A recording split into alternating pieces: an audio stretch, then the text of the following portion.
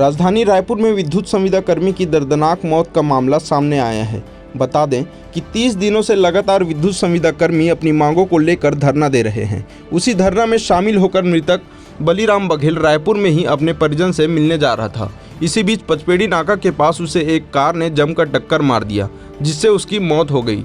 दुर्घटना के बाद उसे मेकाहारा लाया गया, जहां उसे मृत घोषित कर पोस्टमार्टम के लिए भेजा गया। क्या मामला है? आपके एक साथी की किसी दुर्घटना में मृत्यु हो गई है, क्या पूरा? जी सर, ये हमारा कल रात में हमारा एक साथी था जो धरना स्थल ख़त्म होने के बाद उसके बाद और परिवार किसी मिलने गया था और उस दौरान उनको एक कार वाले ने ठोक दिया, जिसके कारण उसकी मृत्यु हो गई। तत्काल उसी समय मृत्यु हो गई। तो भाई हम यही पूछना चाहते हैं आपके माध्यम से सरकार से, कंपनी प्रबंधन से, कि इसका जवाबदार जिम्मेदार कौन है और इस एक साथी के परिवारजनों को न्याय कौन देगा। इसके पूर्व में हम एक बार और हमारे जो भाई श्री राम पटेल जब लाइन में दुर्घटना होने के पश्चात इसी मरचूरी में हमने बैठा था उनको लेके, तब उसके बाद हमारे उस भाई को न्याय मिला। तो क्या मैं सरकार से और कंपनी प्रबंधन से पूछना चाहूँगा कि हमको जब हमारे साथी की मृत्यु होगी तो इसी प्रकार से हम अपने साथी को लाश लेके बैठेंगे तब हमको न्याय मिलेगा क्या? आज हमको न्याय चाहिए हमारे भाई को, और जो कार वाले ने हमारे भाई को दुर्घटना ग्रसित किया जिससे उसकी जान गई, उस पर सख्त से सख्त कार्रवाई हो। ये हम सरकार और कंपनी प्रबंधन से यह मांग करते हैं कि उन पर सख्त से सख्त कार्रवाई हो। ये रात में 10 साढ़े 10 बजे की घटना है। क्या नाम है? उसका नाम बलीराम नाम था उनका, बलीराम बघेल उनका नाम था। कितने समय से काम कर रहा था? वो हमारा साथी जो 2018 बैच का था और यहाँ काम करते करते उनको 3.5 साल हो गए। तो अभी तक जो उस पर कोई कार्रवाई जांच नहीं पता चला कि जो गाड़ी वाला ठोका उसको कुछ पता चला? अभी किसी प्रकार का पुलिस प्रशासन की तरफ से तो किसी प्रकार जांच की कोई सूचना हमको नहीं मिली है, और अभी केवल मरचूरी में पोस्टमार्टम के लिए वहाँ उनका शरीर पे आया है और हम FIR दर्ज हो गया है। जी सर, और हम बिल्कुल आपके माध्यम से यही सरकार को बताना चाहते हैं कि हम लगभग 30 दिनों से यहाँ पर हड़ताल में बैठे हुए, धरना प्रदर्शन में बैठे, लेकिन आज तक अभी हमको ना कंपनी से ना सरकार से किसी प्रकार का सूचना मिला है हमारे मांगों के संबंध में, और इस प्रकार से एक अप्रिय घटना घट गई है। और हमारा जो इन मांगों में से हमारा एक मांग था कि जो शहीद हो गए हैं उनके परिजनों को अनुकंपा निकती, हमारा भाई भी उसी मांग के लिए बैठा हुआ था। तो बिल्कुल आज हम यहाँ से हमारे भाई की डेड बॉडी तभी जाएगी जब तक हमको न्याय नहीं मिलेगा।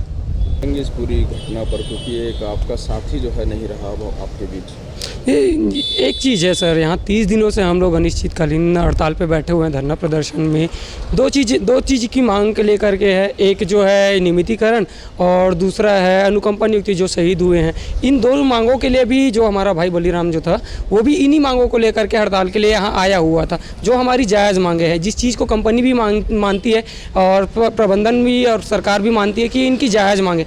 अगर ये जायज़ मांगे हैं तो हर 2 साल में जो नियमित होते आते हैं, अगर आप नियमित कर दिए होते तो हम ना तो यहाँ हड़ताल पे आते, ना इतना आंदोलन होता, ना इस प्रकार की घटनाएं फिर से होती।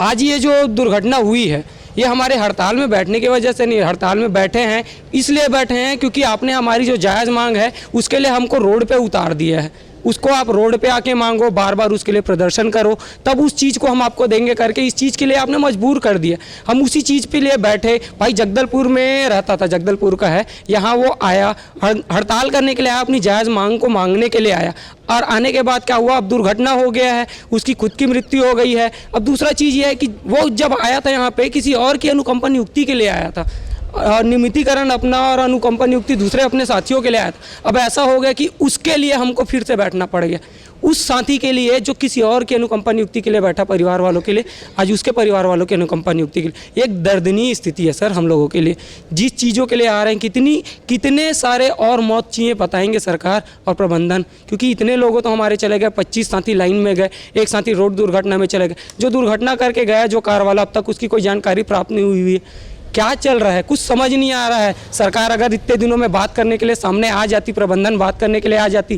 तो आज शायद ये दुर्घटना नहीं होता। इसकी पूरी जवाबदारी प्रबंधन और सरकार को लेनी होगी और उचित से उचित कार्यवाही करनी होगी। हाँ, बीती रात 1 बजे के आसपास हमको सूचना प्राप्त हुई, हमारे इवेंट पर टाइगर बन गई और वहाँ पर 2 लोग मोटरसाइकिल पर सवार थे जो यहाँ हड़ताल में कुछ सम्मिलित हुए हैं और वो काफ़ी नशे में भी थे और उनकी दुर्घटना घटी। उसके बाद उनके साथ एक घायल अवस्था में ज़्यादा सीरियस था तो उसको भर्ती कराया गया और एक जाके यहाँ पर थाने में रिपोर्ट किया था।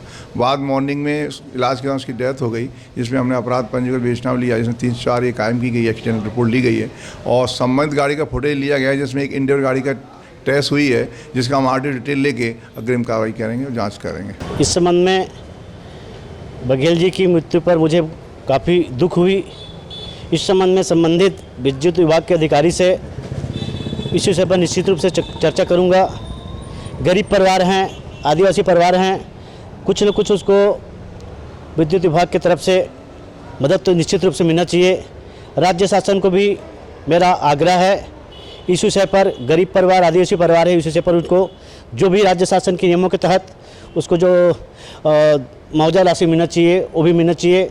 इस संबंध में मैं निश्चित उसको डिटेल आप लोग के माध्यम से मिलने पर माननीय प्रधानमंत्री जी को, प्रधानमंत्री कोष से उसके प्रधानमंत्री कोष से जो भी उसको सहायता राशि मिल सके, इस बारे में माननीय प्रधानमंत्री जी को पत्र लिखकर पीएमओ कार्यालय को अवगत निश्चित रूप से कराऊंगा।